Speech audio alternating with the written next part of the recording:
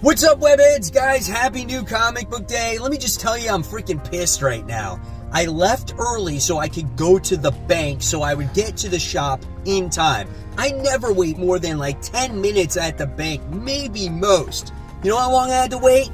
Freaking 25 minutes before my turn came around. Now the shop is open, and now I could miss out on some of the cool back issues or maybe variants or books that I didn't put on my pull list that I'm on the fence about. We'll see what happens. I'm Mike Spider Slayer. Welcome back to Comic Book Corner 2.0, and this is Spider Slayer's Comic Book Haul, episode 553, and this is the video series where I share with you what I pick up at my LCS located right behind me in the city of Sanford in Central Florida. So if you're ever in the area, guys, make sure you stop by, tell them Mike Spider Slayer sent you. I feel better now that I left the comic book store. I was pissed off that I spent a half hour in that freaking bank for no apparent reason, and however, I got my stuff and it was pretty cool, okay? And the shop wasn't busy, so it wasn't bad. Mysterious Black Bag, here we go. Let's stop rambling and ranting on. Let's talk about the comic books I picked up this week. So let's get this stuff out of the bag. Let's check out the stack. Yes, here's the stack. Underneath are the bags and boards. You guys always ask me, why do you buy bags and boards like this? It's because they already come bagged and boarded. I don't have to do any work. And it's a perfect prop to put my comic books out to show you guys, so they're not all crinkled up on the seat. All right, let's get to the back issues I picked up so far, that I did pick up this week. And the first one, I don't know if you're going to laugh at this one or not, but I picked up Namor the Submariner. This is issue 1 from the 1990 series. I had a few of these issues when I was younger, and I was like, oh, these are crappy books. But now that Namor's hitting this, the screen, I was like, why not pick up this issue 1? It's no first appearance, but it is a number 1 of his volume. Paid $10 for it. Not too bad. Then I picked up some Marvel team-up books, which I'm always trying to scoop these up. These are actually hard to find, and Marvel team-up featuring Spider-Man and the Human Torch, and it's got Morbius on it. So this one is a nice-looking cover. This is issue 3 of that series, man. That's a great book to have. This one is $20, and yeah, when I saw it there, I'm like, oh, I'm going to scoop that up. Look at Human Torch, though. He looks like a little kid. Freaking cool, though, man. And then I wound up getting Marvel team-up featuring Spider-Man and the Savage Submariner. So another Submariner book, which is kind of cool. This was issue 14. I paid $5 for this book. So it's got a lot of spine ticks in there, big time, but who cares? It's another Spider-Man team-up book, which, again, I'm trying to find those issues. Then I actually picked up an Amazing Spider-Man book, which my shop has not gotten Amazing Spider-Man books in a long time, because I feel like a lot of people are holding on to them. And this is the Amazing Spider-Man issue 202, where he's working with the Punisher here. I definitely don't have this book. I have to look up this book on the significance of it. It is missing a little piece up top there, as you can see, and there's a lot of ticks, so, that's why I only paid $5 for this book. But again, I don't know the significance, but hey, man, it's got Frank Castle in there. Freaking badass. All right, let's go on to the books I picked up. So I wound up getting Titans United Blood Pact issue 2. I still haven't read issue 1, but I was like, well, even if I didn't like issue 1, I'm going to buy issue 2 because of this cover. And I made a mistake. In my top 10 comic book covers, I put another variant on there with the team, which I thought was really good. But now holding this cover in my hands with Starfire, this is beautiful. This is a gorgeous cover on here. So I was like, wow. So let's check out the artwork. Guys, let me know in the comments below, what'd you think of the first issue of this story? Was it worth it? Are you picking up issue 2 today? So far, all I see is freaking Batman in here. So it's like a freaking Batman story, right? That's all I see. More Batman. So here we go. Here's some more of the artwork. I don't know. We'll see. I'll have to read issues 1 and 2 back to back. So Titans United. Once again, I don't read Catwoman. This is issue 48, but how can you deny the Zosa Micah cover?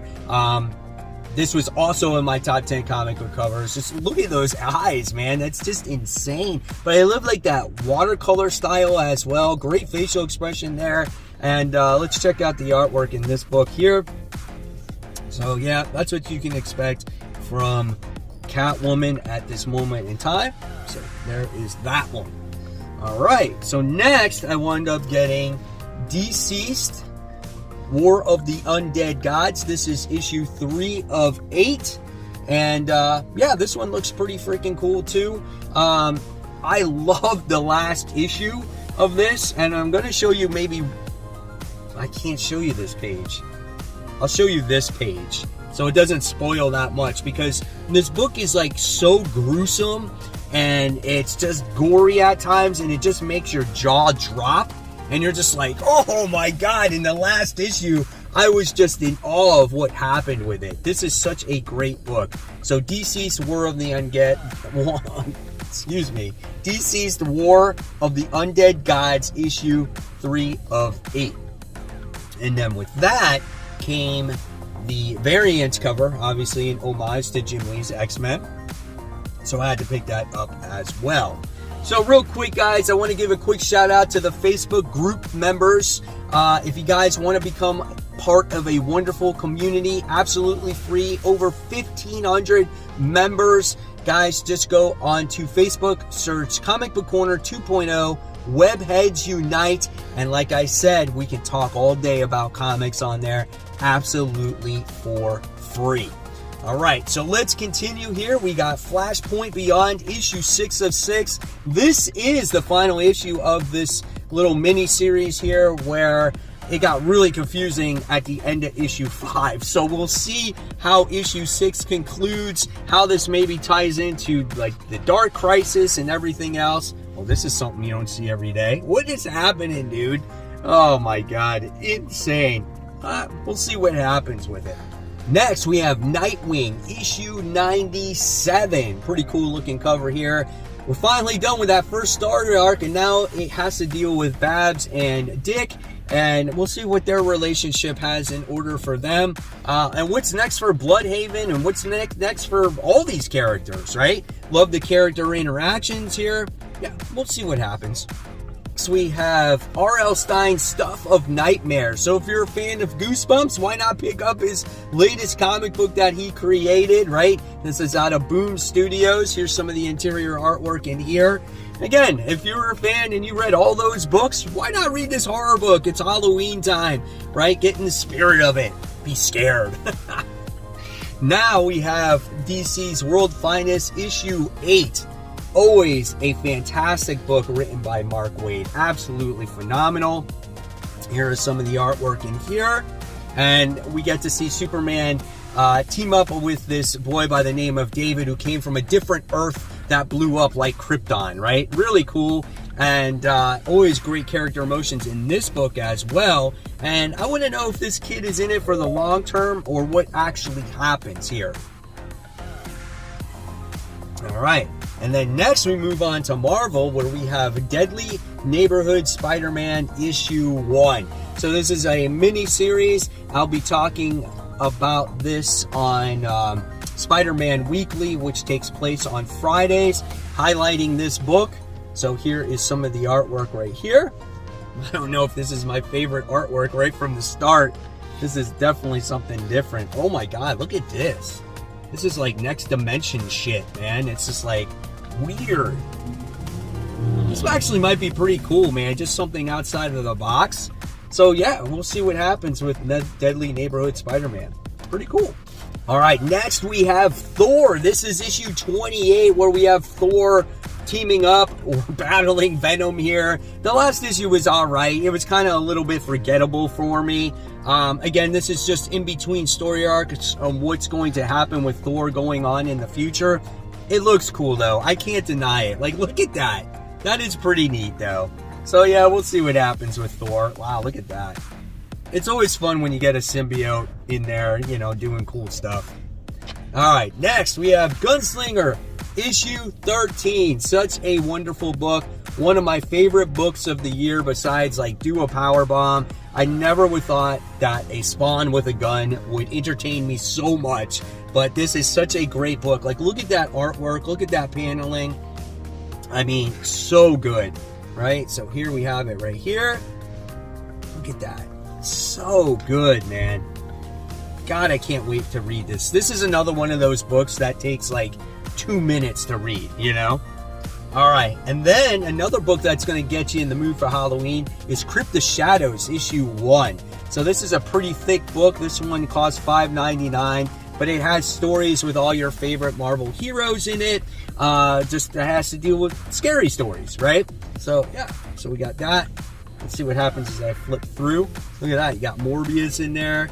So he looks pretty gruesome, right? And you got some more stuff in there. Looks like you got Elsa Bloodstone. So yeah, man, looking forward to that one too. All right, and then we got Carnage issue 7, another dark book. You see the theme this week, right? A lot of dark books, gruesome books, books that will get you in the mood for Halloween. We get the story of Carnage trying now to go after Malekith, and he's like being the ultimate warrior, man. So yeah, that's totally insane. Great artwork in here now. So I felt like this book picked up once again. And then we have Midnight Suns. This is issue 2, I think it is. Yeah, 2. Great book, how this ties into Strange Academy, and we got to see one of the students see a apocalyptic situation, and her name was Zoe, and now we got all these characters getting ready to team up with each other, and Agatha Harkness is going to become young, so that's kind of interesting, right? So here's some of the artwork in there. I can't wait to see how this story develops. And you got some Doctor Doom in there at the end too.